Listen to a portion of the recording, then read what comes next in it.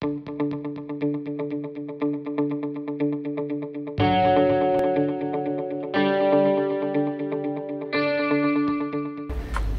amigos de Surgery Hub, muy buenas tardes. Es un gusto que nos acompañen en esta ocasión. Para Surgery Hub este es un momento muy importante porque en nuestro segundo año estamos haciendo el lanzamiento de iniciativas distintas.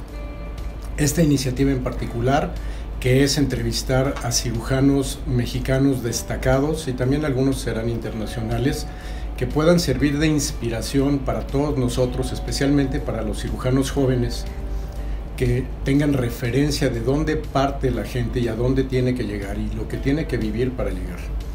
Y siendo la primera sesión, además del gusto que tenemos de llevar a cabo esta iniciativa, tuvimos el privilegio y el honor de contar con un personaje sumamente especial en la cirugía mexicana contemporánea, que es el doctor Héctor Noyola Villalobos. Héctor Noyola, es difícil pensar que haya un cirujano con mayores credenciales actualmente en la práctica de la cirugía mexicana. Héctor es el subdirector del Hospital Central Militar, es expresidente de la Asociación Mexicana de Cirugía General, expresidente del Consejo Mexicano de Cirugía, exsecretario general de la Academia Mexicana de Cirugía, y podríamos seguir aquí un buen tiempo nombrando todos los puestos y condecoraciones que ha tenido el doctor Noyola. Para mí lo más importante es que Héctor es mi amigo y estoy súper agradecido con él que nos haya hecho la deferencia de ser el primer cirujano destacado en participar en una entrevista de Surgery Hub. Estamos aquí departiendo con Héctor, a quien agradezco enormemente. Muchas gracias al contrario, muchas gracias a Lalo Moreno por la invitación y a Surgery Hub por permitirme estar aquí con ustedes en esta charla amena con un muy buen amigo. Muchas gracias. Y el propósito de esto es que después de haber dicho todo lo que dije acerca de las condecoraciones y credenciales del doctor Noyola, uno puede pensar que es un personaje sumamente distante y que alguien jamás puede llegar ahí. Y el día de hoy lo que queremos es que vean que Héctor es un ser humano común y corriente y que ha tenido una trayectoria con momentos de gusto, con momentos difíciles, con retos, con experiencias que lo han marcado y que de alguna manera esto sirva para que todos los que nos están viendo vean que todos pueden llegar a ser un líder en la cirugía mexicana. Héctor, para ti, ¿quién es Héctor Noyola Villalobos? Muy buena pregunta. Bueno, yo creo que Héctor Noyola es un hombre de 58 años de edad, padre de familia, esposo, médico cirujano, militar, general del ejército, pero principalmente una persona dedicada a su carrera y su familia y con la fortuna de tener un muy buen número de amigos que la vida le ha podido dar. ¿Y qué tan difícil ha sido llegar a donde estás hoy por hoy, independientemente de que vamos a ir tratando de tocar todas las etapas de tu vida en detalle? Pues el camino ha transcurrido probablemente sin darme mucha cuenta de cómo ha ido pasando, teniendo obstáculos que se han ido sorteando, teniendo retos, teniendo desventuras, pero teniendo más cosas agradables que desventuras, ¿no? Y teniendo las oportunidades, habiéndolas aprovechado, yo sí creo que hay algo, que tengo una muy buena estrella que me ha guiado para poderme ir dando las oportunidades y poderlas aprovechar, porque no nomás es tenerlas, es aprovecharlas, y se me han dado, las he recorrido. No ha sido fácil, pero siempre con el pensamiento de que nada en esta vida es fácil, ¿no? Todo lo que uno tiene se lo ha ganado de alguna manera, sorteando los obstáculos con la ayuda de amigos, de colaboradores y del grupo de trabajo. Héctor Noyola fue niño, independientemente del personaje que eres hoy, fue niño. ¿Cómo fue tu niñez? ¿Qué nos contarías del seno familiar, de tu papá, de tu mamá, de tus hermanos? Sí, somos dos hermanos únicamente, yo soy el mayor, mi hermano Luis es 2 años y medio más chico que yo. Como lo dice mi acta de nacimiento, hijo de padre agricultor y madre médico cirujano. Wow. Viví mis primeros 4 años de infancia alternando entre la Ciudad de México, una finca cafetalera de mi abuelo en Oaxaca, y la ciudad de Oaxaca. Mis padres se separan a los 4 años de edad y mi madre regresa a casa de su familia. Entonces prácticamente mi niñez la viví creciendo en casa de mis abuelos maternos. Mi abuelo, militar retirado, él había sido revolucionario y se quedó en el ejército. Entonces sí crecí en una casa donde nos daban mucho cariño, pero sí había mucha disciplina, ¿no? Porque mi abuelo pues, así era, él era rudo con sus hijas, o había sido rudo con sus hijas, y si bien éramos sus nietos, pues sí había ciertas cosas que cumplir. Es correcto. Me creé o me formé en escuelas de gobierno, tanto la primaria, secundaria, como el bachillerato, que lo hice en la vocacional 6 del Politécnico. Creo que fue un niño feliz. Dentro de lo que mi madre me podía dar, nos lo daba. No añoraba muchísimas cosas materiales. Y yo creo que sí podía decir que mi infancia fue una infancia feliz. ¿Y qué tanta relación ya había con tu padre? ¿Ya muy distante? Distante, lo veía, a veces pasaban 2 años que no lo veía, había años que lo veía 1 o 2 veces, pero poca relación. Poca relación. Qué impresionante, yo no sabía que tu mamá era cirujano. Mi mamá es radiólogo, es médico radiólogo. Wow. ¿Y en dónde tenía su práctica? Ella, bueno, la historia es un poquito más, va un poco más allá. Ella era médico general cuando se separa mi papá, regresa a la Ciudad de México a vivir con sus padres, y en esa época decide hacer la especialidad en radiología y la hace en el Centro Médico Nacional 20 de noviembre del ISSSTE. Ahí obtiene una plaza y se jubila después de 22 años de trabajar en el ISSSTE. Fue jefe de servicio de radiología de una clínica que está en Tacubaya, y ella sí fue conocida siempre como la doctora Villalobos, radióloga. ¿Y en algún momento tú consideraste ser radiólogo? No, pero sí, o sea, nunca pasó por mi mente ser otra cosa que no fuera médico, porque esa parte de la infancia, en los años de secundaria, antes de ingresar al bachillerato, en vacaciones o algo, mi hermano y yo acompañábamos a mi mamá a su trabajo.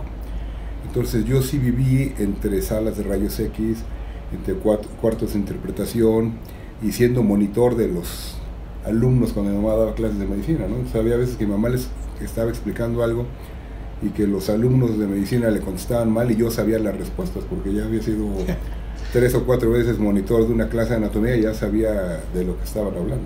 Interesante. Y entonces la influencia más fuerte en tu niñez fueron tus abuelos. Mis abuelos, mi mamá y otros 2 tíos, uno médico y otro contador. Okay. Pero mucho médico en mi familia, y sí, indudablemente mis abuelos y mi mamá la influencia más fuerte. Ok. ¿Cuáles eran tus hobbies o tus juegos favoritos de niño? ¿Qué era lo que más te gustaba? De niño, primaria, secundaria, jugaba fútbol con mi hermano. Esos juegos de 2, él era portero y yo era todo lo demás. El que mete su gol para. Exactamente, o el que metía 5 y ya nos cambiamos, ¿sí? Y luego a los 10 años empecé a jugar waterpolo en el Politécnico. Entonces de los 10 a los 14 años más o menos jugaba waterpolo en el equipo infantil del Politécnico en Zacatenco. Wow.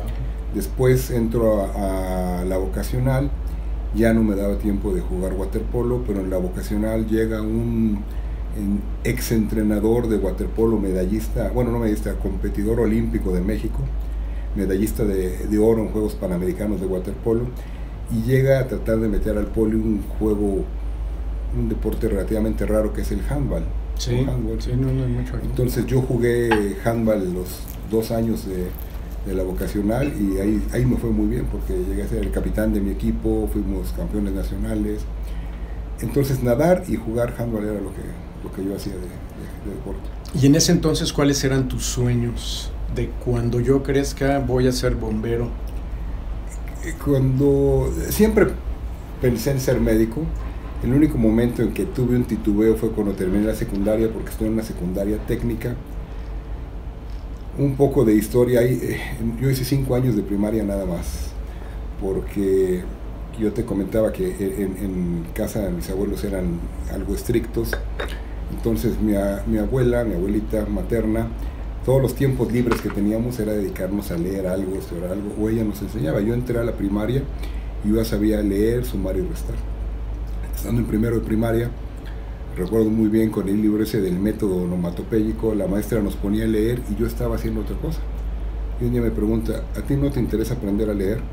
Digo, no, yo ya sé leer.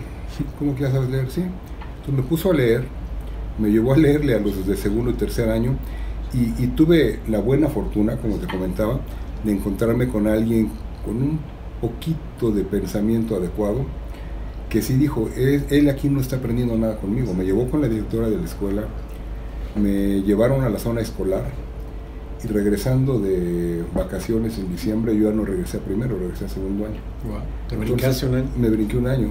Entonces siempre fui de los grupos más chicos en la escuela y en la secundaria estuve en un grupo que salí con un diploma de auxiliar de contador. Entonces ahí, como vi que la mayoría de mis amigos se iban a estudiar contaduría, fue la única época que dudé. Pero no, ya después apliqué para la vocacional 6 del Politécnico, que es de ciencias médico-biológicas. Ahí me quedé y mi mente siempre fue estudiar medicina en el Politécnico, que era lo que yo quería. Vino entonces la adolescencia. Fuiste un adolescente con cambios hormonales como todos.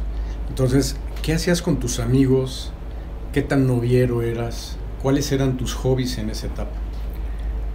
Noviero, o sea, yo creo que no en exceso, lo normal. Lo normal. ¿Lo normal para un cirujano? 15, 20, no normal. Lo normal para un cirujano. Lo normal. Me dedicaba mucho a hacer ejercicio, jugaba básquetbol y jugaba handball todos los días. Mis útiles escolares en la adolescencia eran mi red con mi balón de básquetbol y una libreta donde anotaba de todo, ¿no? Eso era multifuncional. Muy a gusto, buenos amigos, mucho ejercicio, la novia y ir llevando las materias como se iban presentando, ¿no? Sin estudiar mucho, de aclarar que nunca fui así el matado del grupo, ¿no? ¿Tenías algún hobby en particular, algún interés distinto de tus deportes, de las novias y de la medicina? ¿Alguna actividad en ese entonces que ocupara parte de tu tiempo? No, realmente en eso se me iba prácticamente todo el tiempo. Todo el tiempo. ¿Y ya tenías sueños, ya tenías proyectos a futuro en esa etapa? Bueno, sí, en esa etapa yo soñaba con ser médico. Hasta ahí era ser médico y poder trabajar para ayudar a mi mamá, ¿no? Eso era mi sueño. Probablemente algo de lo que me ayudó mucho a decidir hacer medicina es que recuerdo muy bien que siendo niño, 9, 10 años, a los 10 años tuve hepatitis y me llevaron al pediatra en el área del casco de Santo Tomás en el Politécnico. Y saliendo del pediatra, que también era compañero de mi mamá de la escuela de medicina, vi mucha gente y le digo a mi mamá, ¿y por qué tanta gente? Me dice, son estudiantes de medicina, aquí está la Escuela Superior de Medicina del Politécnico y van saliendo de clases. Y yo le dije, algún día yo voy a estar como ellos saliendo de la escuela de medicina a estas horas. Entonces mi sueño era graduarme de médico. Medicina. ¿Tuviste en esa etapa de la adolescencia frustraciones, problemas, algo te marcó negativamente? ¿Tuviste que superar alguna circunstancia en particular? No, realmente no, era yo un preparatoriano feliz. No había mayores problemas. Había mayores problemas. Y vino la etapa de la universidad y yo ya te he preguntado varias veces ¿por qué? Primero, ¿por qué medicina? Ya lo has contestado tú bastante amplio, es tu objetivo desde pequeño. ¿Por qué la carrera médico-militar? Esa es una pregunta que 41 años después todavía queda de repente en el tintero. Porque te he contado que a mí mi abuelo me dejó de hablar, mi abuelo no? era marino y mi abuelo quería que entrara a la médico-militar y cuando le dije que no me dejó de hablar por un tiempo. Bueno, a mí me pasó al revés. Yo, médico. Y mi mamá, no estudies medicina, no hay trabajo para los médicos, es difícil que tengan oportunidad, no estudies. Entonces, estando en la vocacional, un día después de algún partido de básquetbol, empezamos a platicar ya en el último semestre con algunos de los compañeros del grupo, qué iban a hacer. Yo estaba enfilado así directo a irme al Politécnico, tenía pase directo, o me había ofrecido mi mamá que si quería hacía el esfuerzo por pagarme la Salle. Pero yo quería irme con mis amigos al Poli, ¿no? Yo no me veía en otra forma. Ya había ido a la escuela, la conocía, nos habíamos metido a los salones, yo era Politécnico morir. Y un día, platicando con algunos de los amigos, ¿y tú qué vas a hacer? Y alguno de ellos, se llama Francisco Cano, dice, yo me voy a ir a la escuela médico-militar. Entonces yo así dije, no había oído de eso, ¿no? Y ahí que ella me dijo, no, pues en la escuela, y mi mamá, siendo hija de militar, en una disciplina férrea en su casa, y más cuando ella era niña, en esa época todo lo que sonara militar, ella como que lo tenía bloqueado, no le gustaba. Entonces ese día en la tarde, yo realmente por hacerla enojar, le dije, oye mamá, que ya sé dónde voy a estudiar medicina. Y ella me pregunta, ¿dónde? Y le digo, en la escuela médico-militar. Yo pensando que me iba a decir, estás loco, ¿qué te pasa? ¿Qué no has visto? No sé qué. Soy mamá, que voy a estudiar en la escuela médico-militar. Y se me queda viendo. Y me atestó 2 golpes que fueron mortales, ¿no? Mortales. El primero es, oye, esa es muy buena idea, porque ahí sí vas a salir con trabajo asegurado. Entonces ya sabes, yo 17 años, así como, ay, esa respuesta no venía en el librito, ¿no? O sea, pero la segunda estuvo peor. Esa sí me mató. Porque me dijo, pero ¿sabes qué, Héctor? Olvídalo. Y yo, ¿por qué, mamá? Dice, porque para entrar ahí tienes que estudiar mucho y tú eres muy flojo. No vas a entrar nunca. Entonces yo, ok, no le volví a decir nada. Entonces me quedó la cosquillita muy grande y le digo a Francisco, oye, ¿cuándo vas a ir a la escuela? ¿Qué hay que hacer? O todo. Yo no sabía ni dónde estaba. Dice, no, vamos a ir tal día por el instructivo de ingreso. Ya fui, ya vi todos los documentos que tenía que ver, los exámenes que había que hacer y las fechas, y regreso. Ay, mamá, ¿sabes qué? Sí me voy a ir a la escuela médico-militar. ¿Estás loco? No, sí. Mi abuelo, que a veces me estaba viendo, ¿no? ¿Qué va a hacer ahí? No, pues voy. Ya vi los requisitos, los llevé el penúltimo día que había para ingresar los papeles, los ingresé. Y yo dije, bueno, mi mamá dice que soy muy flojo, vamos a ver si yo voy a hacer mis exámenes con lo que sé. No voy a estudiar nada, lo que sé. Y presenté mis exámenes. Nos citaron, no se me olvida, un 23 de agosto de 1980. Es clarísimo. Lo tengo clarísimo, martes. Y empiezan a dar los resultados. Estamos todos en una explanada. Y los nombres que iban diciendo tenías que pasar, subir unas escaleras y pasar a otro nivel.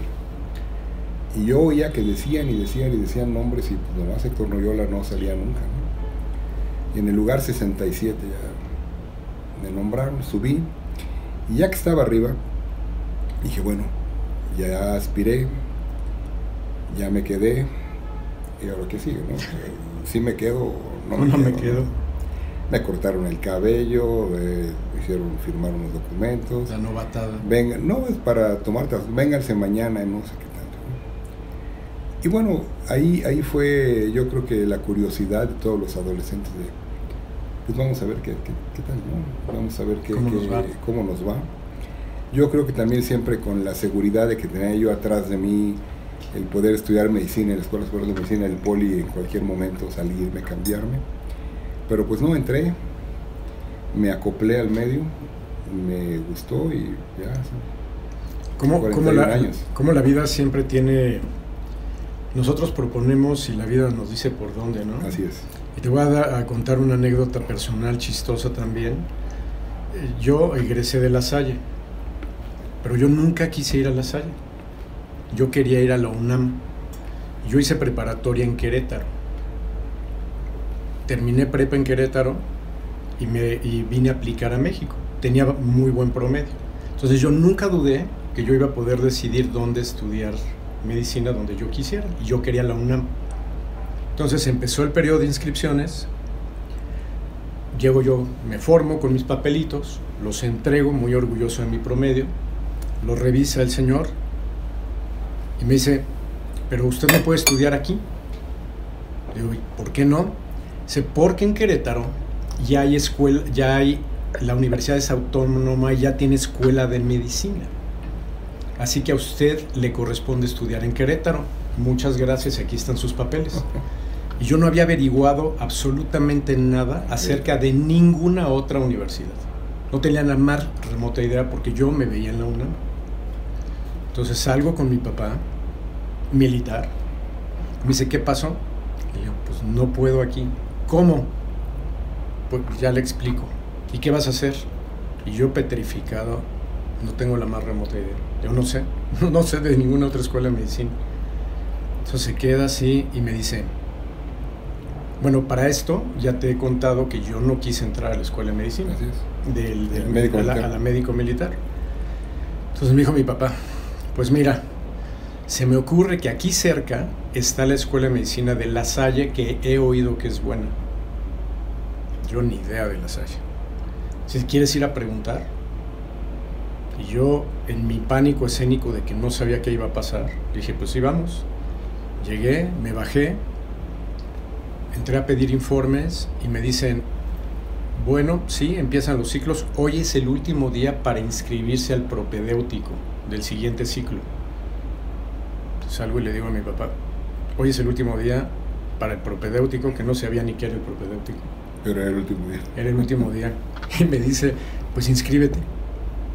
Entonces me inscribí, hice el propedéutico y acabé en La Salle. Entonces siempre es muy curioso cómo la vida va decidiendo de verdad por dónde es, por dónde tienes que ir.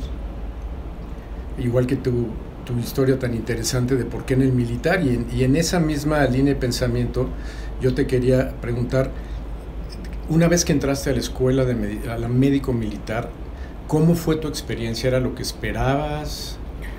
Pues no te puedo decir que era lo que esperaba, porque no sabía qué esperar, o sea, no tenías ningún punto de referencia. Ni idea, nada, ni que había que uniformarse, nada más que había que estudiar medicina. Entro y tengo que irme 13 semanas a un curso de educación básica militar al colegio militar, muy rudo.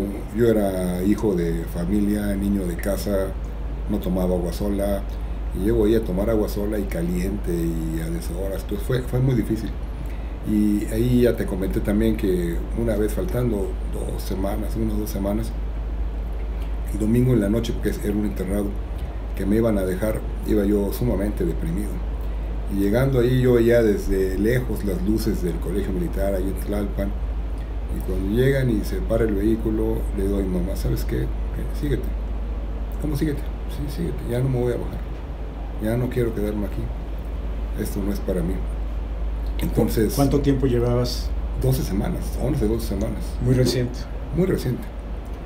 Siempre vivían diciendo, bueno, es que aquí es muy pesado, pero yo no he llegado realmente a la escuela médico militar. Se pensaba, ¿cómo voy a salir de una escuela a la que no he llegado realmente? Pero entonces otro golpe de sorpresa a mi mamá, ¿no? No nomás se paró, abrió la cajuela, bajó las maletas o lo que tenía y que me baja. O sea, militar a fin de cuentas. Pues ella pensando en que nada es fácil, ¿no? Y que de repente tienes que sortear. Después se lo agradecí mucho. Y en la escuela ya en la escuela médico militar propiamente, pues tienes que llevar 2 carreras simultáneas, la de medicina y acostumbrarte a la vida militar. Yo siempre he pensado que en la escuela no se gradúan los más inteligentes, se gradúan los más adaptados. Claro. Adaptarte a estudiar en un horario, en una forma, con más gente, en un internado, teniendo que hacer algunas otras cosas, pero hay un sistema de competencia y premiación, ¿no? O sea, tú vas haciendo cosas bien y te van premiando, te van dando grados académicos en la escuela, vas teniendo cosas. No haces lo que tienes que hacer y te arrestan, que el arresto no es como la gente lo imagina que es, que te meten en un calabozo, no, es únicamente no salir cuando tienes tiempo libre asignado para salir. Eso consiste en un arresto, y en la escuela se mide por horas, ¿no?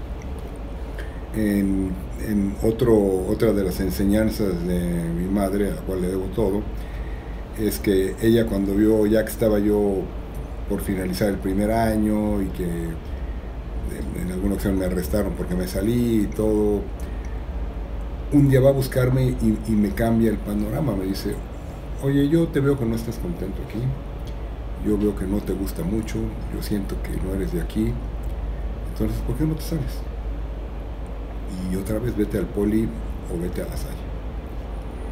Y ahí yo le dije, no, ¿sabes qué? No, a mí sí me gusta aquí, me gusta a mi manera, o sea, me gusta. Pero fue como un doble reto, ¿no? Sí, así me gusta, o sea, no, ¿por qué me voy a salir?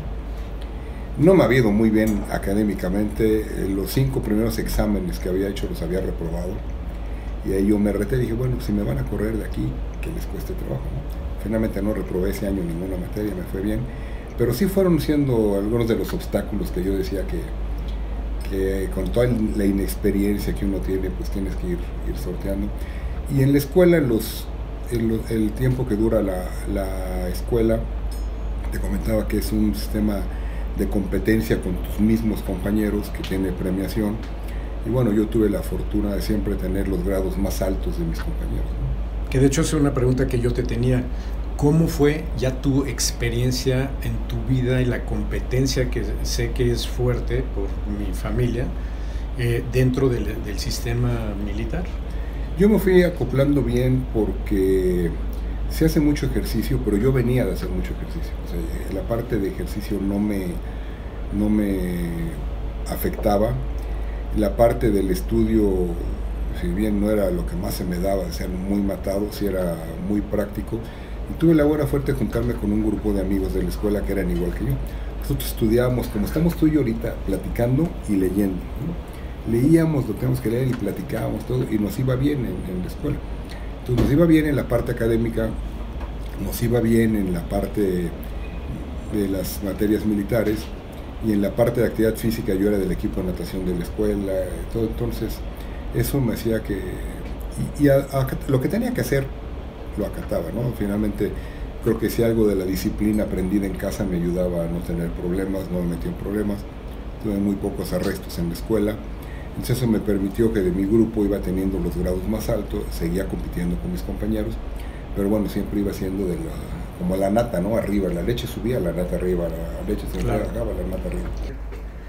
Y después de pasar estas dificultades y superar toda esta disciplina militar que a mí siempre se me ha hecho compleja por el caso familiar, vino la etapa de la residencia. O sea, ya eras médico y tenías que escoger tu especialidad.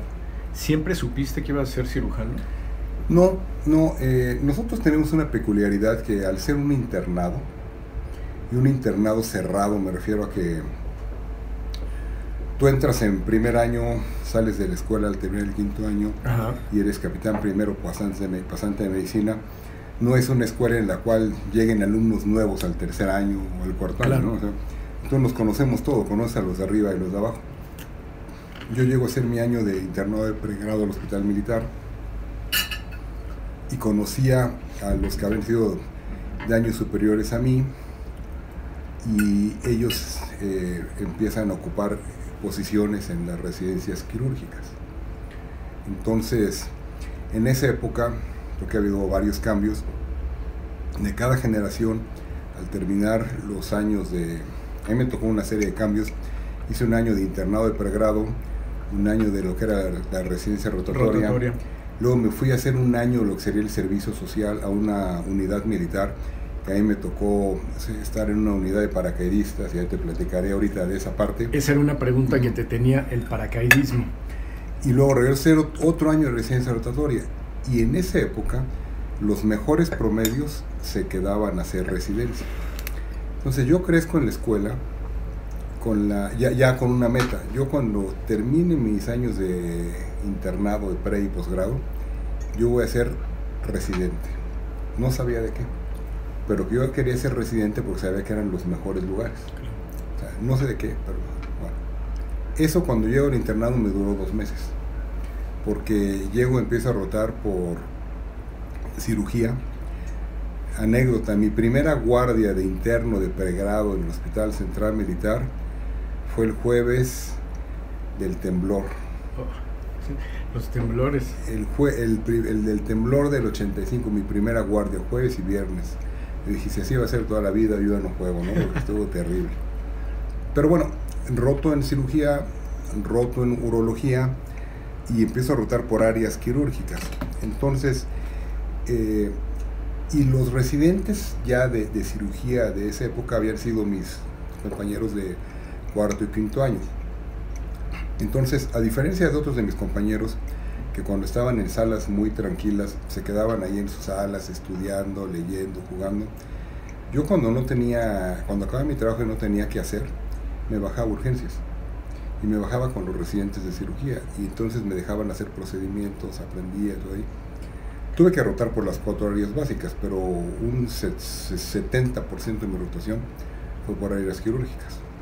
Entonces ya cuando terminé todos los años de internado, tuve el tercer lugar y entré a hacer cirugía, ¿no? Nunca dudé que... Y ahí ya iba yo encaminado que yo quiero ser cirujano. Te cuento, yo toda la vida quise ser cardiólogo, toda la vida. Y yo decía que los cirujanos solo sabían operar y no sabían medicina. Llegué al internado, mi primera rotación fue medicina interna. Después de mis primeras 2 guardias en medicina interna, me fui a averiguar si había alguna otra manera de llegar a cardiología que no fuera por medicina interna. Y cuando me di cuenta que no, dije, bueno, cardiólogo no voy a ser, porque no hay manera que yo haga medicina interna. Y yo ya no sabía qué iba a hacer. Y en cada rotación que pasaba, pues algunas cosas me gustaban, otras no. Ginecólogo supe que jamás iba a ser, eso no me gustó nunca. A pesar de que, fíjate, en experiencias de cirugía laparoscópica, cuando yo hice el internado, había en el hospital ABC un doctor alemán que se apellidaba Walter. Esto fue en 1985. En ese entonces, cuando yo entraba a ayudar al doctor Walter, él hacía microcirugía de pelvis para infertilidad. Algo que no hacían aquí. Algo que no hacíamos acá. Y metía una lente laparoscópica e instrumentos percutáneos para alisar adherencias de las trompas en la pelvis. Yo nunca realicé cómo esto 3 años después o 4 años después iba a influir en tu... No, y entró la cirugía laparoscópica. Entonces fue muy curioso. Y sí, cuando roté en cirugía y entré a la primera guardia a operar, dije, esto es lo bueno, a pesar de lo que yo pensaba antes. A mí me pasó igual. Y los dos yo creo que nos influenció muchísimo por entonces la cirugía. ¿Consideraste alguna otra especialidad? No, bueno, siempre consideré, ahí, en esos años de internado, siempre fue cirugía. Y luego, ya estando en el R2 de cirugía, en esa época entrábamos a todo, ¿no? Neurocirugía, cirugía vascular, de todo. O sea, sí había un entrenamiento de cirugía general muy amplio. Y en el R2 de cirugía, el jefe de enseñanza del hospital un día me habla y me dice, oye Héctor, el hospital tiene grave problema con neurocirujanos. No hay, y se van a retirar y hay una carencia muy importante. Y me hizo una oferta tentadora, me dijo, está la oportunidad de que te vayas al Walter Reed, que es el hospital militar de Estados Unidos, de la Fuerza Armada de Estados Unidos, a hacer 5 años de neurocirugía. Wow. Piénsalo. Tentador. Y a mí sí me gustaba la neurocirugía. Pero al día siguiente regresé y le dije, maestro, muchas gracias, no. Se me queda bien y me dice, ¿por qué no? Él era cirujano general. Digo, primero porque yo quiero terminar cirugía general. O sea, me gusta la cirugía general, la quiero terminar. Y segundo, porque yo me quiero dedicar a algo después que me permita seguir haciendo cirugía general. O sea, no quiero hacerme algo que ya me aleje de la cirugía general. Entonces rechacé esa oferta y continué en cirugía. O sea que siempre ese fue el camino. Experiencias que te hayan marcado durante tu residencia de cirugía general. Sí, que a lo mejor ahí hablamos del paracaidismo. Bueno, el paracaidismo lo hice en lo que fue el servicio social. 25 años, soltero, sin compromiso. Me toca, piden voluntarios, yo voy de voluntario, no me mandan a paracaidistas, me mandan a otra unidad, y a uno de los que mandan a paracaidistas no quiere, cuando está en entrenamiento se tira al piso, dice que tiene dolor precordial y todo, y entonces el jefe de esa unidad dice, yo no quiero a este doctor aquí, traigan otro, y me cambian a mí ahí, y me va muy bien, me va muy bien. Estuve 1 año, tengo 68 saltos en paracaídas, hice un curso de alta montaña, curso de rappel. O sea, pues con toda la juventud, claro, la irresponsabilidad, la adrenalina, pero la verdad me fue muy bien, ¿no? ¿Lo disfrutaste? Lo disfruté mucho. ¿Y alguna experiencia, a lo mejor no tan agradable, que te haya marcado en esa etapa? Pues evidentemente ya tanto en el internado como en la residencia quirúrgica, el primer paciente del cual estaba yo a cargo y que falleció, ¿no? O sea, no se me olvida, lo tengo grabado, porque dices, hijo, ¿cómo a pesar de todo lo que hay casos en los que no puedes hacer más, ¿no? Sí. Errores que ha cometido uno por soberbia, por confianza. Nosotros en el R1 hacíamos los trépanos para los pacientes con hematomas, ¿no? Y tú te has acordado que en esa época no estaban las brocas neumáticas que hay ahorita, estaba el iniciador y luego le cambiabas y la otra. Sí.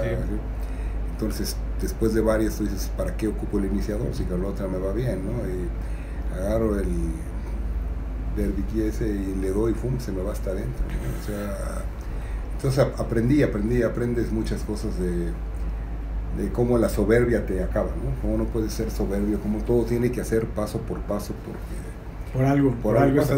Pero también después pensé que si no te pasa, no lo aprendes. Tienes que tener la mala experiencia para que... Como el niño que le pides que no toque la estufa. Que toque el fuego. Así es, y se quema.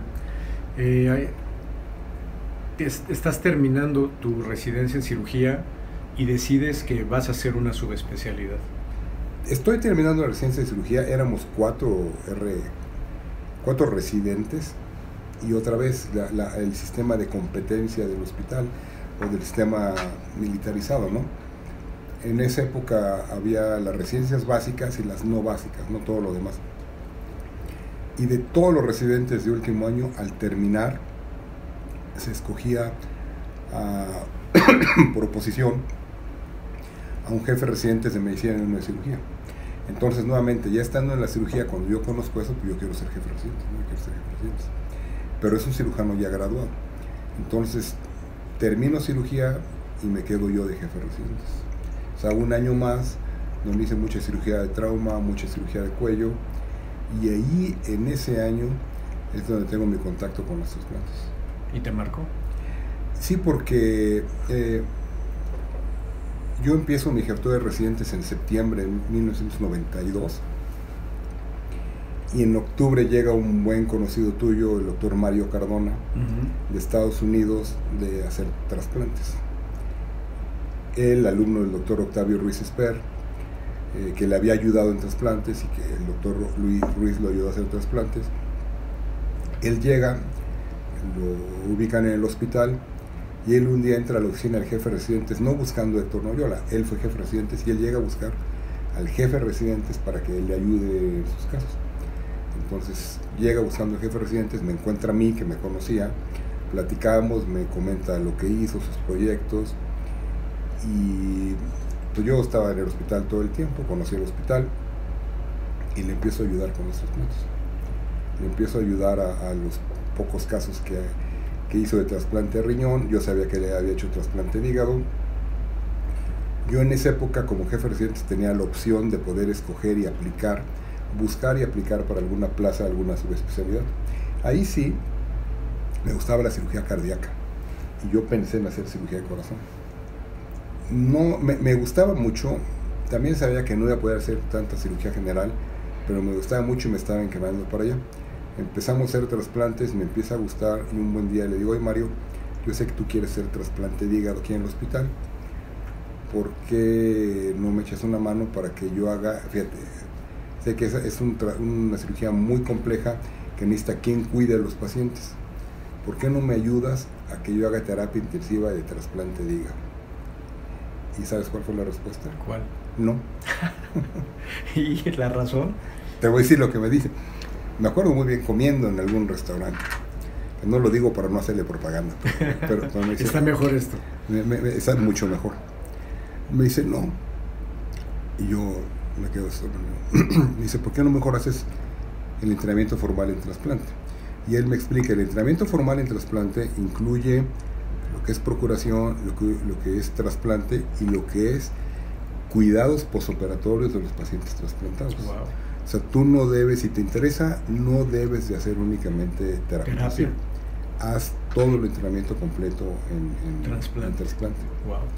Él me consigue un lugar en la Universidad de Pittsburgh, y yo tuve la buena fortuna de, en esa época, ser el médico que tuvo que cuidar al entonces secretario de la Defensa por 15 días de algún problema médico que tuvo, Y ahí en pláticas con él de qué quería hacer yo y todo, le explico que yo quería seguir estudiando y se me da la oportunidad y me dan la beca y puedo irme a Estados Unidos a hacer Buenísimo. 3 años de trasplante. Y antes de que nos vayamos a Pittsburgh, leyendo tu currículum, me interesó mucho tu tesis de la residencia, de una técnica... Hemorroidectomía con láser. Así es. Para hemorroidectomía. Sí, nosotros llevamos líneas de investigación en la escuela desde la residencia y yo siempre fui muy allegado, y esa es una parte que les contaré después, o una reflexión que haré después, a otro colega conocido tuyo, a Carlos Belmonte. Sí, claro. Un año arriba de mí. Él empezó a hacer su tesis de hemorroidectomía con láser y juntó muy pocos casos. Entonces, siguiendo la línea de investigación, yo continúo con esa línea y por eso mi tesis es de hemorroidectomía con láser. Como tú me comentaste, sabiendo del principio que era, desde que empezamos el proyecto ya sabíamos el resultado, ¿no? Claro, ya estaba demostrado. Pero bueno, nos habían prestado al hospital un láser exclusivo para eso, lo teníamos ahí, lo hacíamos, muy artesanal la tesis, porque nada que ver con lo que hay ahora de poder cuantificar la pérdida sanguínea, y todo ahí contábamos y pesábamos las gasas, pero bueno, era un requisito. Mi tesis de graduación de la Escuela Médica Militar fue de reinervación experimental de la laringe en perros, también lo que es pero era más que nada un requisito, y seguir unas líneas de investigación ya establecidas, ¿no? en el hospital. Y luego te ganas la beca para ir a Pittsburgh, que yo pensando, es como los chistes de una noticia buena y una mala. Te ganas una beca para ir a hacer trasplante, pero te mandan a Pittsburgh. Tú eres vaquero de Dallas. Así es. ¿Qué sentiste en ese momento? Bueno, sí dije, uy, aquí va a haber problemas. Y también tengo una anécdota buena para eso. Evidentemente era la oportunidad de hacer trasplante, ¿no? El origen del trasplante en México había sido en Minnesota, con el grupo del doctor Neyerian y el doctor Simmons. Se formó el doctor Octavio Ruiz, que es una de las personas que yo he seguido. Pero cuando el doctor Simmons se va a Pittsburgh, ahí es donde se forma Mario Cardona, donde él hace un buen papel y donde me abren a mí la puerta. Entonces yo llego, pues más allá de pensar que es una ciudad rival por naturaleza deportiva, pues con la oportunidad de trabajar, ¿no? Claro. De poder estudiar. Difícil porque hice un año al igual que tú, de investigación en un laboratorio de investigación molecular básica muy complejo, y en una ciudad en el norte de Estados Unidos con una población latina muy poco, con una población hispanoparlante muy reducida. Entonces, según yo ya hablaba inglés, entendí inglés, y no, pues cuál llegas allá y nada, ¿no? Ahí sí realmente aprendí. Estuve trabajando en un laboratorio experimental con chinos que hacían trasplante de hígado en ratón para ver las células de sensibilización y sensibilización en distintos progresos. Yo tuve que aprender a cultivar las células. Qué lío eso, ¿verdad? Yo hice lo mismo. Muy complejo, porque me dice el doctor John Fong, que era el jefe del programa, conocía qué iba a hacer y me manda al laboratorio, me manda con el doctor Qiang, chino también, con un grupo de chinos que eran mano de obra que hacían el trasplante hepático en ratones. Y él me dice, la primera pregunta, viene a ser un año de investigación, ¿verdad? Sí. ¿Qué quieres investigar? Y yo, a ver el menú, pues déjenme leo, y como no tenía ni idea, ¿no? Él rápidamente captó mi ineptitud e ignorancia, y dice, bueno, vamos a empezar así. Ya me baja al laboratorio. Me dice, mira, aquí trasplantamos hígados de esta cepa, ¿tú lo puedes hacer? Claro que no, le digo, no tengo ni idea, ¿no? Entonces yo empecé haciendo, sensibilizando a los ratones con trasplantes de piel. Entonces les ponía el trasplante de piel, se sensibilizaban y después les poníamos ya los hígados. Pero manejar a los ratoncitos, sí, dormirlos, en lo que dormía uno se me moría el otro, sí, les pasaba visita el otro día y se habían muerto, o sea, una frustración, lo que comentábamos, ¿no? Una frustración terrible, ¿no? Terrible. De tal manera que un día llego con el doctor Chiang, que mándeme a otro lado. ¿Por qué? Me dice, yo no sirvo para esto, porque se me mueren los ratones, les tengo que tomar muestra, les corto toda la cola y salen corriendo. Y él, que yo le agradezco mucho, me dice, Héctor, ¿tú crees que yo no sé eso? Dice, yo ya sé todo lo que te ha pasado aquí. Ya sé cuántos se murieron, ya sé qué hiciste, ya sé que se te fugó un ratón, ya sé todo esto. Pero te digo una cosa, eso también me pasó a mí, yo no llegué aquí sabiendo hacerlo. Todo es cosa de paciencia. Y él me dijo una cosa muy importante. Me dice, tú tienes una gran oportunidad que yo no tuve cuando llegué aquí. ¿Cuál, doctor Chang? Me dice, tú nada más vas a estar un año aquí y de aquí tú, en junio, empiezas tu programa de entrenamiento clínico, que yo a eso venía y nunca tuve la oportunidad de hacerlo. Wow. Entonces eso me levantó y dije, bueno, pues porque yo venía a ser jefe de residentes, de operar cosas complejas en el hospital, de que me conocía a todo el mundo, que tenía una vida social plena, y yo en un lugar frío, donde no hablaban español, que no conocía yo a nadie, con un grupo de chinos con los cuales no podías platicar nada, a trabajar con ratones frustrado. Es difícil la Pero esas palabras básica de él, se las agradezco porque me hicieron tener paciencia. Y ahorita que hablaste de vida social aquí, ¿cómo ibas en esa etapa en tu vida social personal? ¿Novia? ¿Compromiso? Había tenido novias, no había formalizado alguna relación así ya, o una vez tuve una relación formal, entonces yo me fui soltero. Una ventaja.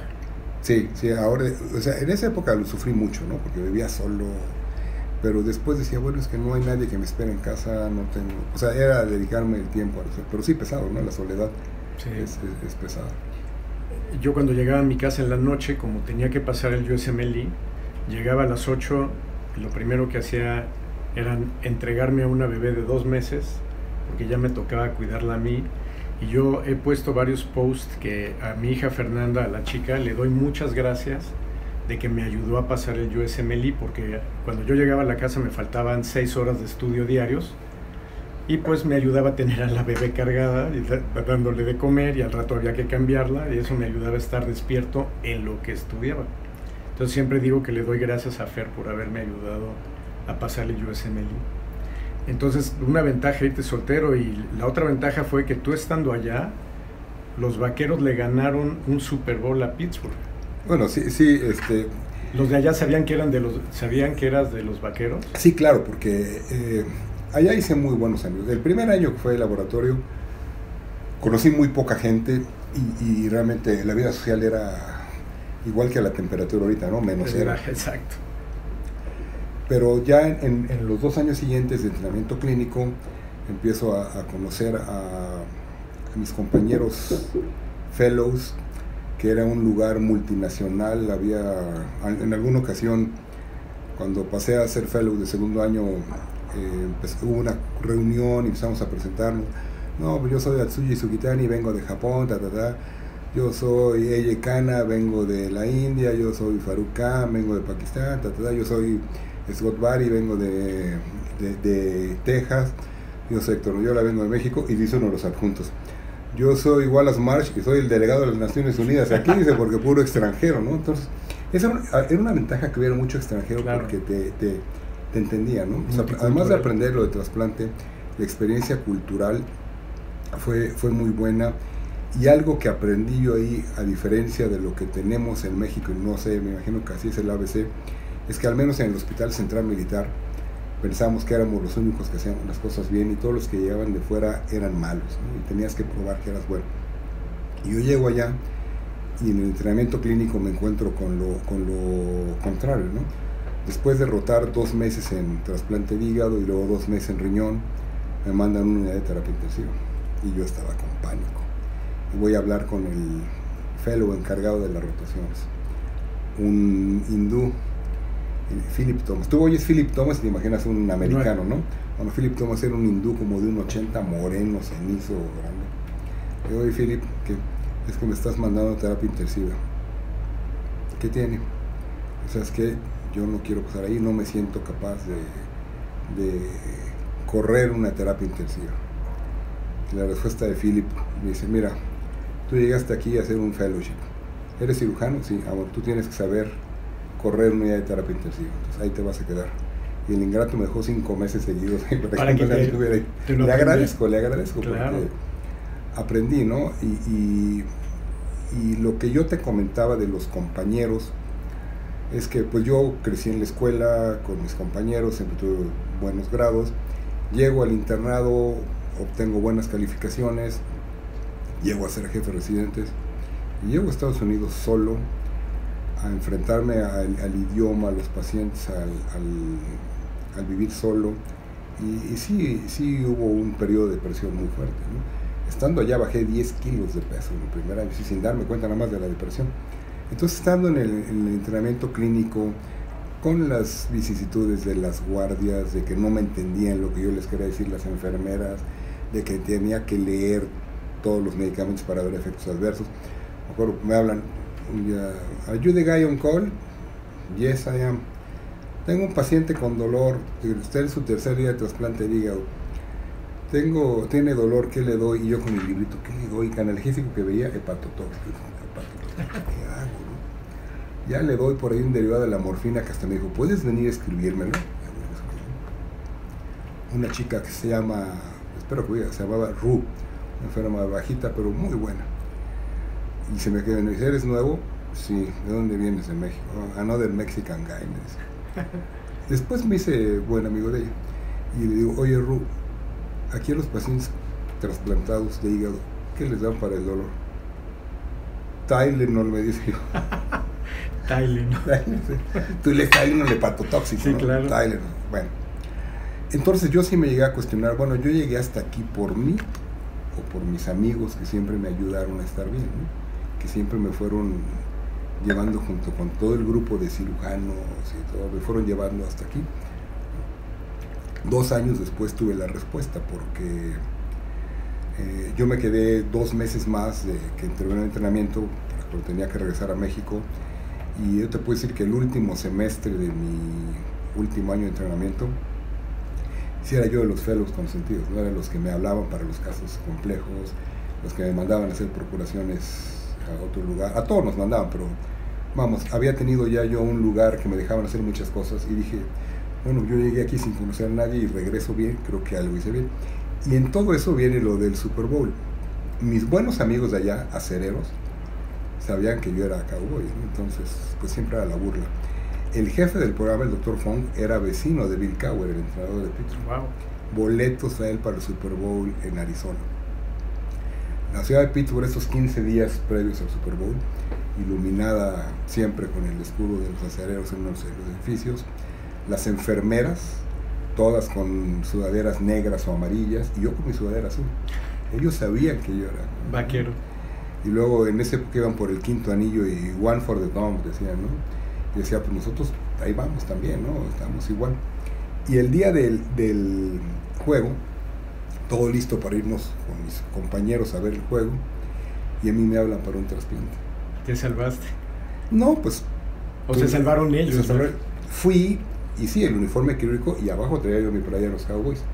Entonces, lo estábamos oyendo en la radio, el juego, ¿no? Estaba el quirófano y a unos 15, 20 metros había una sala de espera para los familiares donde se les iban a dar informes, todo, y tenía 2 televisiones grandes. Y cuando yo escuché en el radio o en la radio que faltaban 2 minutos, les digo a los del trasplante, espérenme tantito. Y así vestido de uniforme quirúrgico, con manos aquí, entro al cuarto de informes y se paran los familiares. ¿Vienes a dar los informes? Y les digo, no, vengo a ver cómo termina el juego, porque vamos ganando. O sea, fue una buena experiencia esa. Qué padre, qué padre. Y cuando estabas allá o cuando te fuiste para allá, en tu mente, ¿cuál era el panorama situacional del trasplante en México? Era muy diferente a como es ahora. No había la organización administrativa que hay ahora, era más bien muy artesanal, ¿no? Sí. O sea, no había tanta regulación. Ya había una ley general de salud que establecía la normatividad de trasplante, pero se hacían muy poco. Eran muy pocos los centros de trasplante. Era básicamente riñón, anecdóticamente un hígado. Estaba en pañales, yo puedo decirlo. Ya había pioneros como Héctor Vilis, como el grupo de Mario Cardona, la doctora Gracida, que yo conocí cuando estaba ya del Seguro Social, pero estaba empezando desorganizado, cada quien hacía lo que quería, como quería. empezaba, ¿no? Y cuando llegaste allá, que viste este otro mundo, ¿no te conflictó a qué ibas a volver? Sí, bueno, te voy a decir que a mí me tocó una época allá, donde el trasplante de hígado era una cirugía que si bien te iban 8 o 10 horas, ¿no? No es como ahora, pueden ser 5 o 6, la técnica que tenían ellos era muy purista, muy lenta, muy tardada, y el primer año de entrenamiento clínico, pues no fue de llega tú y sutura la puerta, todo el primer año fue de llegar a detener las vísceras en lo que ellos suturaban, terrible, horas, ¿no? Frustrante, muy, muy frustrante. Tú me preguntaste si no tuve frustraciones, si no tenía desencantos, pues sí, ¿no? Estar a las 2 de la mañana ahí deteniendo el intestino y deténle bien y todo. Y a mí en esa época lo que me hacía salir adelante decía, bueno, es que esto va a ser mi futuro, yo de lo que haga aquí va a ser lo que pueda llegar a ser a México, ¿no? Ya en el segundo año me fue muy bien, encantado. Tuve la fortuna de que cuando le pido al doctor Fong una carta de qué diga que hice para que yo la presentara cuando llego a México, me hace una carta y la tengo guardada, enmarcada, porque él describe todo lo que hice, las cirugías que hice, y sin que yo le dijera nada, él agrega un párrafo que dice que después de haberme visto trabajar 2 años, la única otra cosa que él hubiera pedido es que me quedara a ser parte de su equipo de Estados Unidos a trabajar con él. Qué bonito. Cosa que ya nunca pasó por mi cabeza, porque yo sabía que yo vivía con una beca del ejército y que yo tenía que regresar, y yo quería regresar a darle algo a la institución que me había mandado, ¿no? Claro. Iba a abundar un poquito más acerca de tu regreso, pero creo que me quiero pasar en este momento a lo que ha sido tu vida académica. ¿Por qué entraste a la medicina académica? De hecho, así fue como yo te conocí. Sí. Estamos haciendo nuestros pininos en el comité científico de AMSG, y creo que la presidencia era de Héctor Jaime Ramírez Barba. Sí. Y ahí nos tocó tomándole en Acapulco. Ajá, y nos tocó conocernos ahí a trabajar. Todavía era en Adolfo Prieto. Sí. Me acuerdo de ti, de Abraham. Y de Mauricio. De Mauricio, Luque. Sí, tú y yo. Tú y yo. Y así te conocí. Sí. Yo regreso a Estados Unidos. Había ido a congresos de residente de cirugía general. Había ido a uno en Puebla, a uno en Ciudad de México. Y en Estados Unidos vine a presentar un trabajo al de Cancún, del doctor Lorenzo de la Garza. Y llego a México y el doctor Ignacio Magaña me dice, ¿vas a ir al congreso de cirugía? Sí, voy a ir. Entonces él me invita, voy, me gusta, y tú sabes que te tiene que gustar, ¿no? Entonces me dice, el doctor Ramírez Barba me invitó a que esté en el comité científico. ¿Tú quieres? Yo lo voy a coordinar. ¿Quieres participar? Pues sí, entro ahí con él. Y pues yo creo que la respuesta es que me gustó, ¿no? Me gustó estar ahí.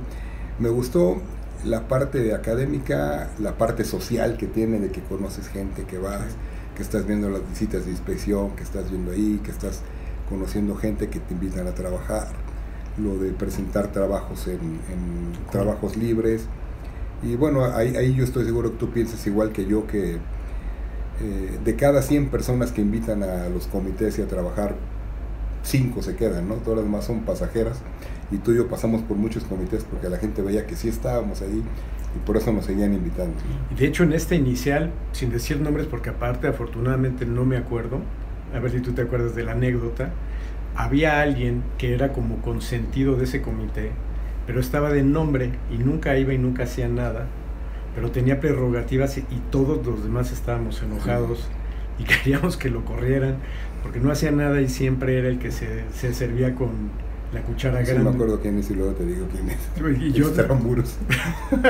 Pues yo no me acuerdo y me da gusto. Además quería llegar de jefe, ¿no? Exactamente, y los demás nos veíamos como, ¿qué está pasando aquí? Qué bueno que te acuerdas de la anécdota. Y entonces, pues empezaste así a hacer tus pininos en comités y fuiste progresando. ¿Cómo fue tu progresión y después cómo fue tu proyección para acabar siendo el presidente? Sí, fui participando en varios comités y de repente de ser miembro de un comité ya me pidieron que 2 años después, en el congreso de Alejandro Pérez San Luis, me pide él que yo sea el presidente del comité científico, ¿no? Yo creo que a partir de ahí ya empecé a ser yo el que dirigía algunos comités, algunos sin relevancia, algunos otros sí con importancia, pero te empieza a compenetrar, la gente te empieza a conocer. Paralelamente a eso empiezo a hacer una función muy similar en la Sociedad Mexicana de Trasplantes, donde también fui participando, fui viendo cómo iba yo ayudando. Me proponen que sea yo el vicepresidente, acepto y fui presidente. Pero en la de cirugía, que es en la que más trabajé, fueron varios años, pues fui creciendo y tú vas viendo cómo la gente, vas viendo quién va a tener el perfil para ser presidente. En alguna ocasión me dicen, oye, no hay candidato por, ¿tú te acuerdas? No hay candidato por el interior de la República. Así es. Tú proponte. Entonces yo me propongo, se propone Juan Carlos Mayagoitia, hay una serie de pláticas, discusiones, todo. Y yo veía al doctor Mayagoitia, en esa época le hablaba de usted, muy preocupado. Y yo le digo, doctor, no se preocupe, usted es del interior de la República. Yo soy de la Ciudad de México, bueno, del Estado de México, pero a usted le toca. Usted no se preocupe, si a usted lo aceptan, yo renuncio. ¿Cómo que es? Le digo, sí, porque a usted le toca, ¿no? Entonces, efectivamente, los aceptan a los dos. Yo le digo, doctor, yo voy a renunciar. Y yo renuncio, y lo que me valió que yo renunciara fue que él me invita a trabajar con él. Entonces gané un amigo. Es un tipazo, Juan Carlos. Gané un amigo y un apoyo, porque ya después, años después, ya me postulo yo para la vicepresidencia, la gano y llego a ser presidente, ¿no? Y fíjate qué curioso, de esa generación de que trabajamos con Héctor Ramírez Barba, cuatro acabamos siendo presidentes. Así es. De hecho, ¿quién fue primero? ¿Tú? Luego Luque, luego tú, luego Abraham y yo. Luque, Abraham, luego fui yo y luego tú. Pero los cuatro. De ese mismo grupo ese que mismo todos hicimos nuestros pininos ese año en con Héctor. Exactamente. Así es. Interesante, ¿no? Y ¿cómo te ves ahora o quieres platicar algo acerca de tu experiencia como presidente de la asociación? ¿Cómo fue tu año? Es un año duro. Pues es un año que tú llegas con muchos proyectos, con muchas ideas. Yo creo que después de varios años de haber estado ahí, piensas que puedes hacer muchas cosas, que puedes cambiar muchas. Llegas y te enfrentas que hay situaciones que no son modificables por diversos motivos. Tú das tu mejor esfuerzo.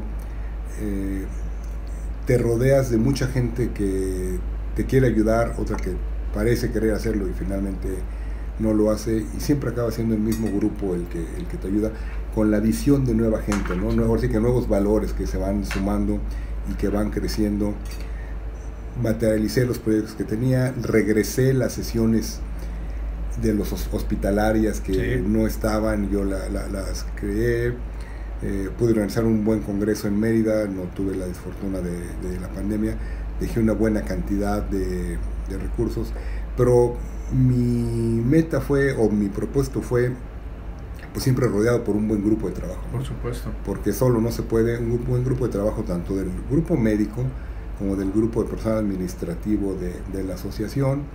Es un año que si alguien me pide un consejo para el presidente es que lo disfrute, que lo goce, y también sabiendo que es un año que se acaba, ¿no? Que ya que acabó, ya sabes que ya acabó, y yo dejaré y apoyaré al que sigue, pero mi objetivo será no molestarlo, ¿no? Tu congreso en un lugar espectacular, fue un congreso muy bonito, y yo tengo una anécdota que me acuerdo, muy especial, que íbamos llegando a la cena de profesores en un lugar precioso, y en lo que se estaban estacionando los camiones, no llovió, que hay un diluvio. Entonces bajamos y todo el escenario y las mesas, todo estaba inundado. Sí. Y tuvieron que quitar cubiertos, manteles, secar todo. Y acabó siendo una cena muy bonita, pero fue muy curioso porque en Mérida, en octubre, pues como que no te imaginabas que iba a haber un diluvio, aparte de 15 minutos, ¿no? Sí, pero nuevamente el rodearte de gente que te apoya, que cambiaron toda la mantelería, todo. Y ahí retomo algo que hemos comentado, pues los amigos, ¿no? Porque sin querer, años antes había yo trasplantado a una persona de Veracruz, y te juro que cuando lo trasplanté en el ABC, por cierto, nunca pensé que ellos me iban a ayudar, porque yo lo trasplanto, es un empresario, su hijo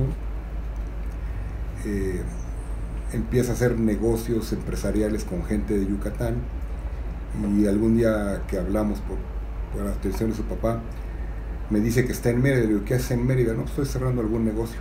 Le digo, fíjate que yo voy a hacer mi congreso en Mérida. Sí, lo va a hacer en Mérida, sí. Y él me dice, oiga, yo tengo buenos conocidos aquí en Mérida, ¿en qué lo podemos ayudar? Le digo, pues será cosa de platicar con ellos. Y un día me concede una entrevista con gente del gobernador. Yo no los conocía, ¿no? Nada más yo iba, ahora sí que recomendado por esta tercera persona, el hijo del paciente. Y doctor, ¿qué necesita? Esto. El doctor quiere el aire acondicionado gratis. No, quiere el aire acondicionado. Ya lo tiene. ¿Qué más quiere? No, pues quiero ver si puede por internet. El doctor quiere internet, ya está el internet. O sea, increíble. Eso me ayudó mucho. Increíble. ¿Con qué te quedaste después de tu año? ¿Con qué cerraste? ¿Qué te dio para ti? Pues me dio desde varios puntos de vista, ¿no? Desde el profesional, el haber sido presidente de la asociación de cirugía más grande y más fuerte del país. En lo personal, el darme cuenta a quiénes son mis amigos y con quién podía trabajar, quién te apoyaba. En lo familiar, el hecho que mi esposa y mis hijos me apoyaran totalmente. Y de manera integral, pues una satisfacción de haber sido presidente, de haber podido sortear el trabajo asistencial con el trabajo académico. Y el privado. Y el privado, sí, y haber entregado buenas cuentas, ¿no? Tenía algunas temas académicos, pero creo que es muy importante ahorita, por lo que tocaste de tu esposa, tu vida personal. ¿En qué momento conoces a tu mujer?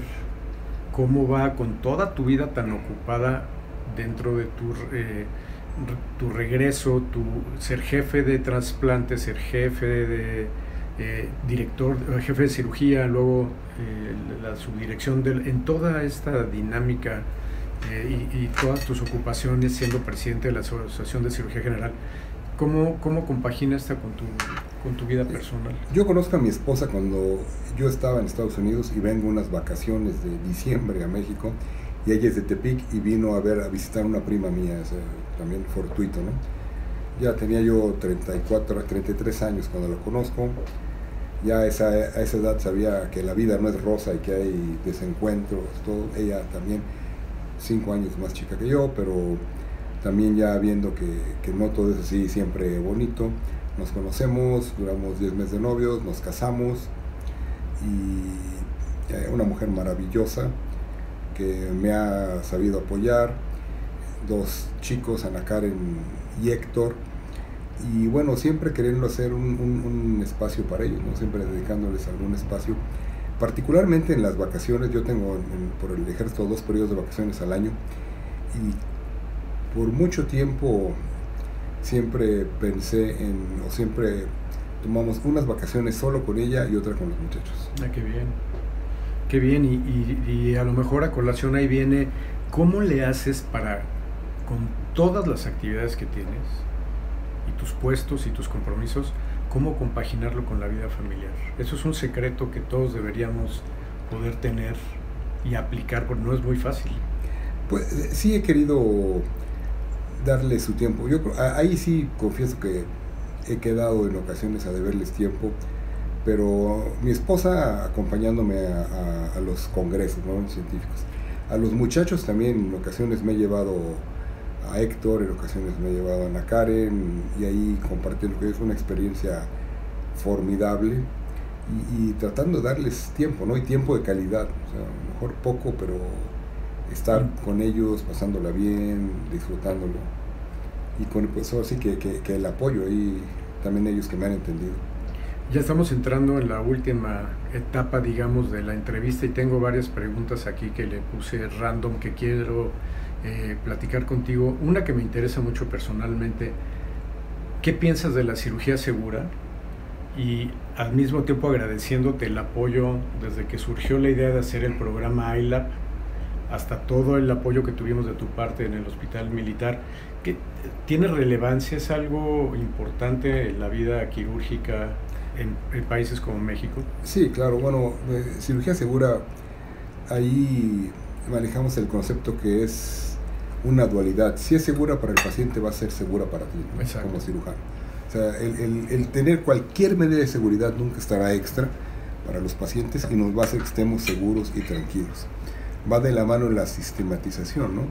En iLab hemos aprendido a tratar de prevenir los errores siendo sistemáticos, a identificarlos siendo sistemáticos, y en lo que estamos enfocados es en tratar de que en una cirugía que pudiera ser muy sencilla o muy compleja, no saltarte pasos, hacerlo sencillo, y aunque veas el caso más fácil del mundo, hacerlo siempre igual, tratando de prevenir los errores, detectarlos antes de que pasen, y en caso que llegue a ocurrir, pues saberlo resolver de una manera adecuada. Y yo creo que eso es mucho sistematización, es mucho educación y capacitación, y lo hemos platicado tanto para el cirujano joven, residente, cirujano joven, como para el que lo está asistiendo, lo está ayudando. Y lo más difícil es poder enseñarle a los cirujanos que mientras más años pasan, más difícil es el ser humildes y no creer que no nos va a pasar nada, ¿no? Que no nos va a quitar nada el pedir ayuda, el pedir una opinión, el pedir que alguien venga y te dé un consejo, o que le digas, oye, ¿qué estás viendo aquí? O ¿cómo le hacemos?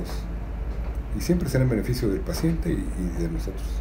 ¿Por qué crees que hay cierta resistencia a la estandarización y a la adopción de un protocolo de cirugía segura? Lo hemos vivido, lo vivimos 3 años en que estuvimos en el programa.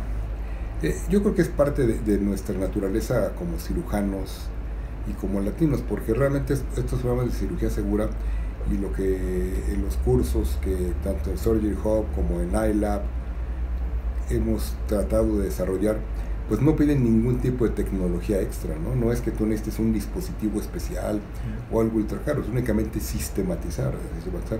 Es cultural, y creo que ese choque cultural es el que tenemos nuevamente como latinos y como cirujanos.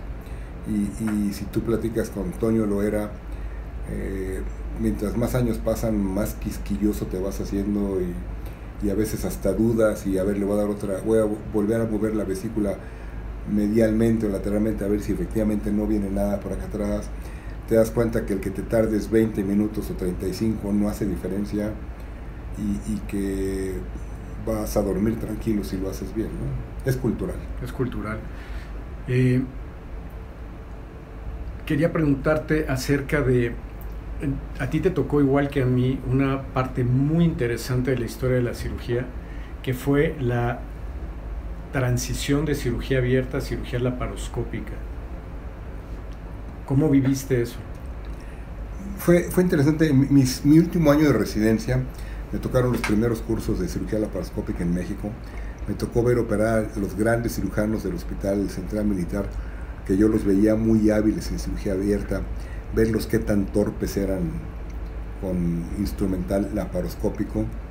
A favor de ellos diré que la calidad de las lentes y de los instrumentos que había no tiene nada que ver con lo que es ahora. Veías hiatos de 6 horas y todo. Y afortunadamente la visión de la gente que estaba dirigiendo enseñanza fue la de que, bueno, es que los que tienen que aprender a hacer esto son ellos, no nosotros, son los residentes que están terminando, los cirujanos jóvenes, son los que tienen que aprender laparoscopía. Nos dieron la oportunidad de participar en los cursos, y tuve oportunidad de que al hospital llegara gente de Cleveland a hacer protocolos para cirugía laparoscópica de colon, para el desarrollo de instrumentos. Entonces, afortunado, yo diría que sí, afortunada nuestra generación de poder conocer cómo hacer los abordajes de mínima invasión, sabiendo cómo hacerlos con cirugía convencional, ¿no? Que eso es algo que pues se ha ido perdiendo, porque como ya no hay tanta cirugía convencional y todo es de mínima invasión, pues muchas veces los cirujanos más jóvenes no tienen esa capacidad que teníamos nosotros de poder decir, es que si pasa cualquier cosa lo convierto y abierto se va a resolver. Claro. ¿Y cómo ha sido tu transición a la cirugía robótica? Al principio estaba yo negado, o sea, yo pensé que eso era algo que no servía. Ya cuando me vi involucrado en el proyecto, me subí a él, y bueno, ha sido pues muy similar a lo laparoscópico, ¿no? O sea, una nueva tecnología. Es más fácil que pasar de abierto a laparoscópico. Pasar de laparoscópico a robótico es más sencillo por la calidad del instrumental, del equipamiento, por la ergonomía, porque opera sentado.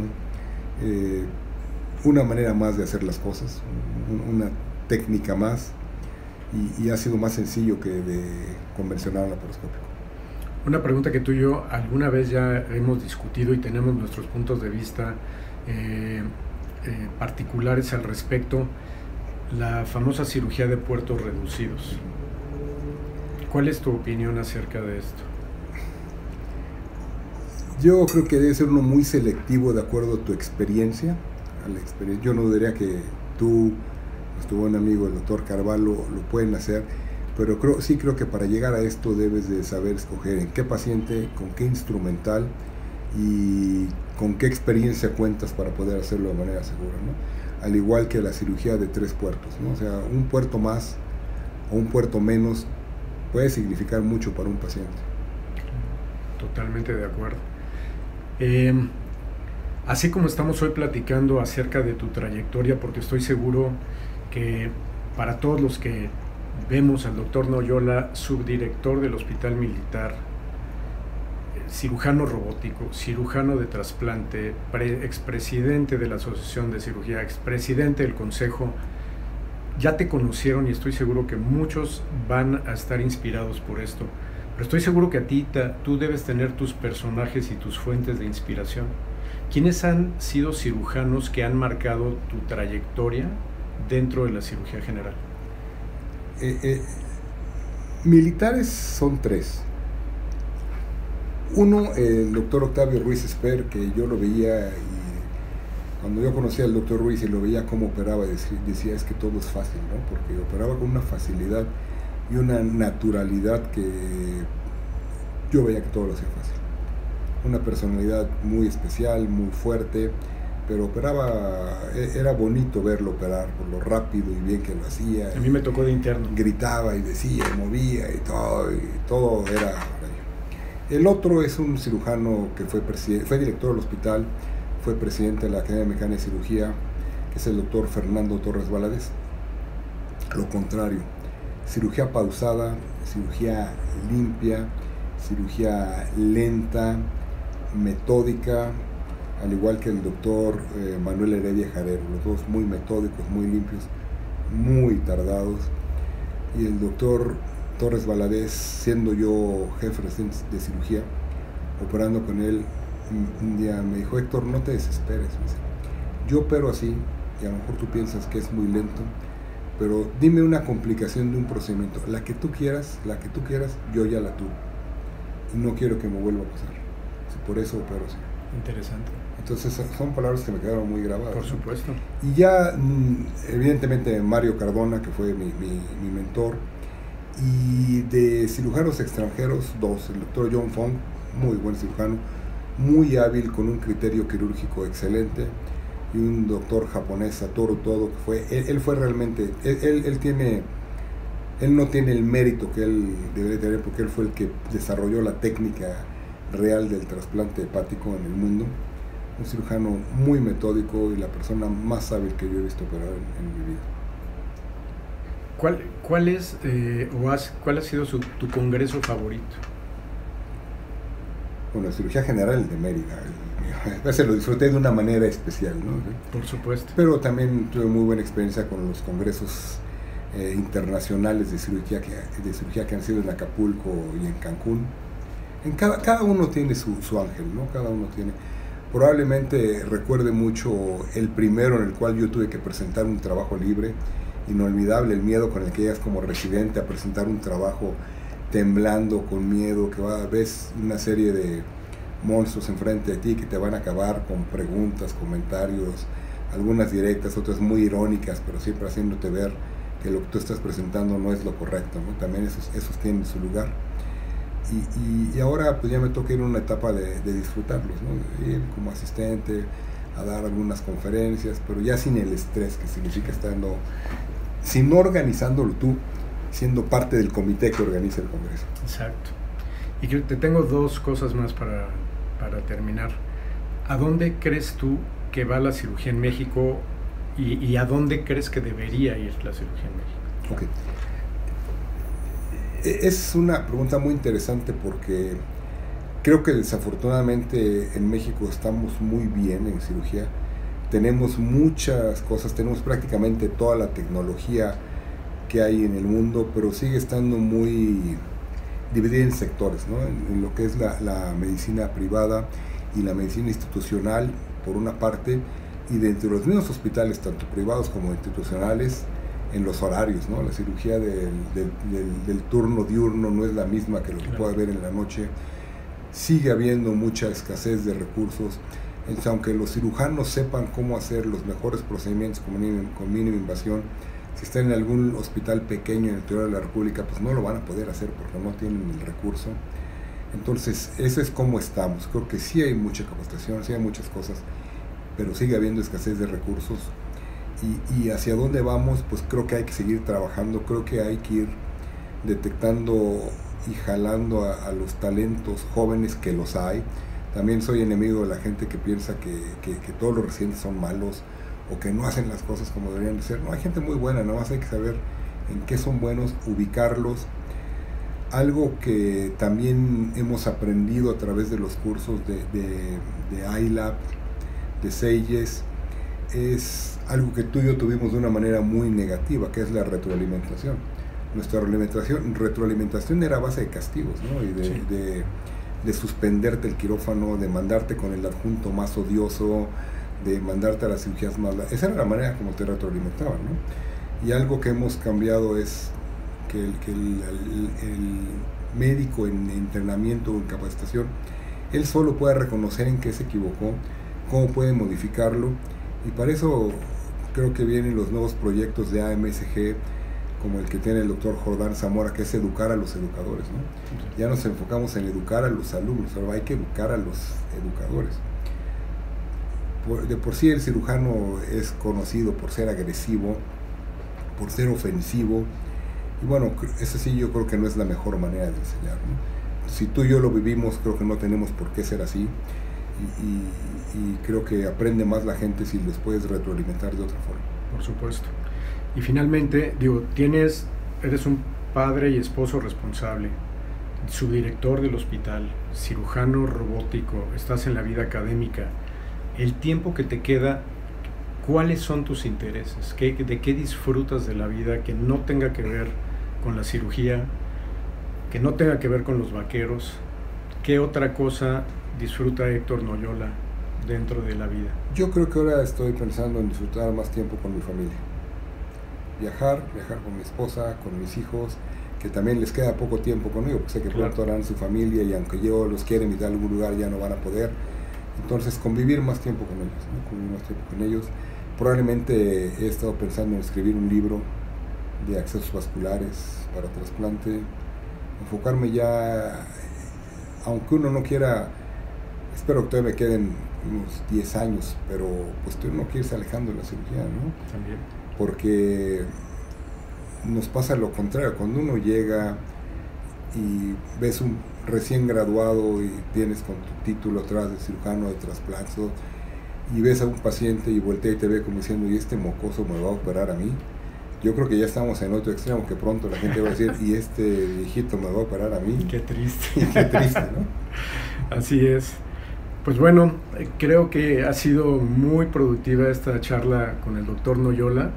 Espero que todos los cirujanos, sobre todo los jóvenes que nos están viendo, vean que el doctor Noyola es de carne y hueso, le gusta la comida, le gusta el buen vino, tiene muchos intereses que no necesariamente son la cirugía, y que sea una inspiración para todos ustedes, porque nadie le ha regalado nada, y toda esta trayectoria de enorme desarrollo a donde ha llegado se la ha ganado, le ha costado trabajo, ha tenido sinsabores y ha tenido que superar todas estas experiencias negativas para llegar a ser el personaje dentro de la cirugía mexicana que es el día de hoy. Así que con esto concluimos esta primera entrevista de personajes de la cirugía mexicana, de los líderes que queremos que todo el mundo siga. Héctor, no sabes cómo te agradezco. Muchísimas gracias a Surgery Hub, y principalmente a mi amigo el doctor Eduardo Moreno por darme la oportunidad de platicar con ustedes y contarles un poquito de cómo soy yo. Y mi mensaje sería que teniendo un objetivo en la vida todo es posible, ¿no? Habrá desencuentros, pero la gran mayoría son sorteables, siempre apoyados por un equipo de buenos amigos y colaboradores a los cuales hay que darles también su reconocimiento, ¿no? No todos los éxitos son de uno, el éxito es tanto de la familia como del grupo de colaboradores de nosotros. Creo que no lo puedes decir mejor, y con eso nos quedamos. Gracias a todos, gracias al equipo de producción, que sin ellos no sería posible hacer todo esto, Adrián, Dani, Jess, y nos vemos en la siguiente entrevista. Gracias a todos.